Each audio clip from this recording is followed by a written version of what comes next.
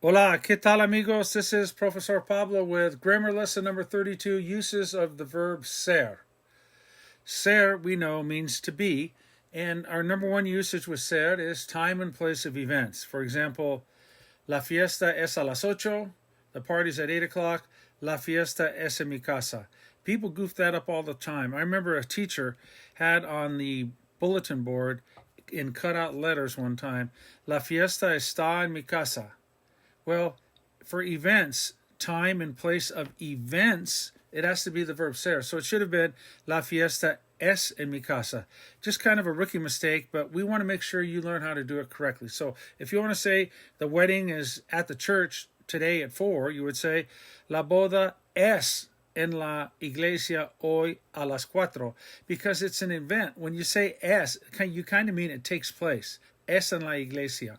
If you want to say the game is at Dodger Stadium, el partido es en el estadio de los Dodgers. Okay? And of course, time of events, it's at 1 o'clock, es a la una. It's at 5 o'clock, es a las 5.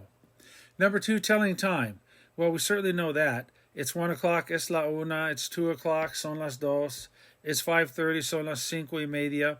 If you want to tell time in the past, it was 1 o'clock, era la una.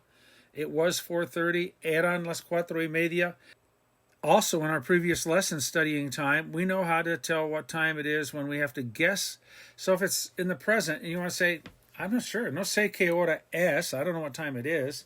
It must be 1 o'clock. You would say, será la una. It must be 5 o'clock, serán las 5. Likewise, in the past, if you know what time it was, like we said, it was 1, era la una. It was 5, eran las 5. If you want to guess what time it was when something happened, I no sé qué hora era. I don't know what time it was. Sería la una. It must have been 1 o'clock. Or serían las ocho. It must have been 8 o'clock. Number 4, permanent characteristics. Something that you go to bed with and you wake up with. Like, for example, he's tall, es alto. He goes to bed tall, alto, and he wakes up alto. She's short, ella es baja. She goes to bed baja, and she wakes up baja. Permanent characteristics. You go to bed with them, you wake up with them. It could be personality as well. Es simpático, he's nice. He goes to bed simpático, he wakes up simpático. She is funny. Ella es chistosa. She's just by character, she's a funny person. Okay? She's a lot of fun. Ella es muy divertida. Muy divertida. He's fast. He's a fast runner. He's a world-class sprinter. Él es muy rápido. Carl Lewis era muy rápido. Era, the verb ser. Permanent characteristics. Number 4, origin and nationality. To say where you're from. Soy de California. They are from Florida. Ellos son de Florida. She is from Germany. Ella es de Alemania. He was from France. Él era de Francia. Also for nationality. If you want to say we are Americans, somos americanos. They are Russian. Ellos son rusos. They are Mexican. Ellos son mexicanos. She is French. Ella es francesa. Mom is German. Mamá es alemana. So for origin and nationality. Now, number 5, generalizations. If you want to say like money is necessary. El dinero es necesario. Okay? School is important.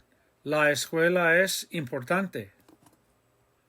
Number 5, possession. Well, you could just go with it's mine, es mío. They're yours, son tuyos.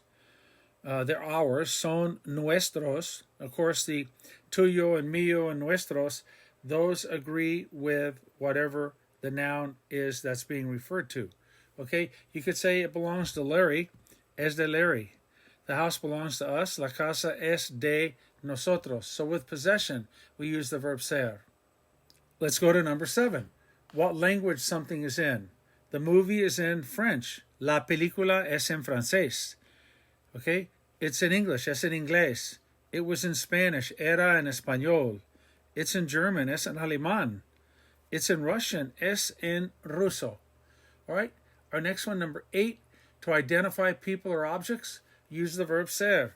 If you want to say who someone is, él es mi amigo, they're my friends, son mis amigos, she's my grandma, ella es mi abuela. Identify an object. It's a book. Es un libro. It's a great place for eating. Es un gran lugar para comer. It's a big problem. Es un gran problema. So we use the verb ser to identify people and objects. And our last usage is number 9, to show action with the verb ser plus ado, ido. Down below it says showing action, use ser plus ado, ada, ados, or adas, or plus ido, ida, idos, or idas. Point number 1. The ado, ido, that's the past participle, that is verb number 2, functions as an adjective and agrees with the noun it modifies in gender and number. That is to say, masculine or feminine, singular or plural. Point number 2, this shows an action being carried out. Example, the doors are closed by the boss. We're talking about the doors being swung shut by the boss. Here we go. Las puertas son cerradas por el jefe. Well, it's son because it's they, plural. Why is it cerradas, ellas? Because, remember we said Spanish is a very agreeable language. The cerradas agrees back with las puertas, feminine and plural. The action is that they are closed by the boss. The result of the action is that the doors are in a closed position. That would be las puertas están cerradas, and that will be in our next lesson. Okay, to review, some of the major uses of ser are 1, time and place of events. Number 2, telling time. Number 3, permanent characteristics, physical or personality. You go to bed with them, you wake up with them the next day. Number 4, origin and nationality. Number 5, generalizations. Number 6, possession. Number 7, to say what language something is in. Number 8, to identify people and objects. And number 9, to show action with the verb ser. All right, that'll do it. Hasta la próxima lección. This is Profesor Pablo signing off. Cambio fuera.